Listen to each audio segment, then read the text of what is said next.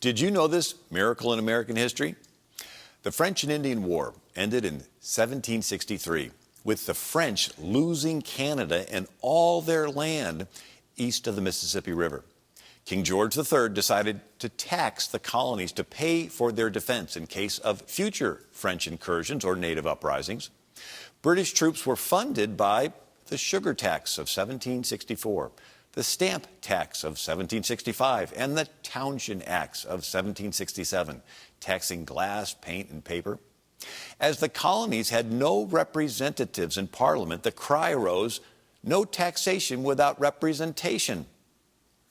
The king imposed writs of assistance in 1765, allowing British authorities to arrest anybody, anytime, anywhere, on any suspicion, and to detain them indefinitely. Citizens' houses and properties and farms could be taken without a warrant or due process. As there were no barracks in America, the British troops forcibly lodged or quartered in the citizens' homes, leaving families to live in barns, basements, or attics.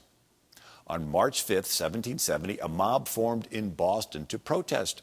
And in the confusion, British troops fired into the crowd, killing 5, one of which was the African-American patriot Crispus Attucks.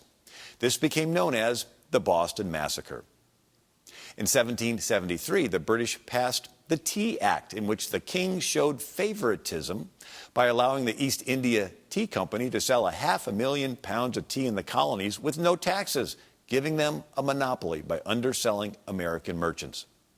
On December 16, 1773, Sam Adams led some citizens of Boston, called Sons of Liberty, to disguise themselves as Mohawk Indians and raid the British ships at Griffin's Wharf, throwing 342 chests of British East India Company tea into Boston's harbor.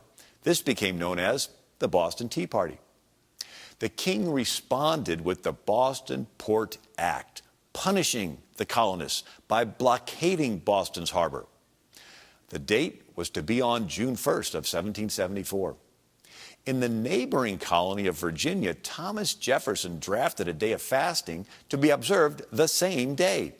It was introduced into the Virginia House of Burgesses by Robert Carter Nicholas with the support of Patrick Henry, Richard Henry Lee, and George Mason. It passed unanimously. It said, "This House, being deeply impressed with apprehensions of the great dangers to be derived to British America from the hostile invasion of the city of Boston in our sister colony of Massachusetts, deem it highly necessary that the said first day of June be set apart by the members of this House as a day of fasting, humiliation, and prayer, devoutly to implore the divine interposition for averting the heavy calamity which threatens destruction to our civil rights.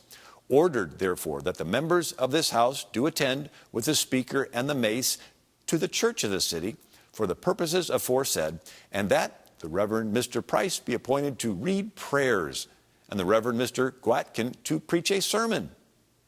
George Washington wrote in his diary, June 1st, 1774, went to church, fasted all day. Virginia's royal governor, Lord Dunmore, viewed the fasting resolution as a veiled protest against King George III, as it was the king's policy which was responsible for blockading Boston's harbor. Lord Dunmore dissolved the House of Burgesses. Rather than going home, the Virginia legislators gathered down the street at Raleigh Tavern, where, in the back room, they conspired to form the First Continental Congress, which met 3 months later in Philadelphia. Within 2 years, the Continental Congress voted for independence. America is unique in world history, and it's important for us to remember these miracles in American history.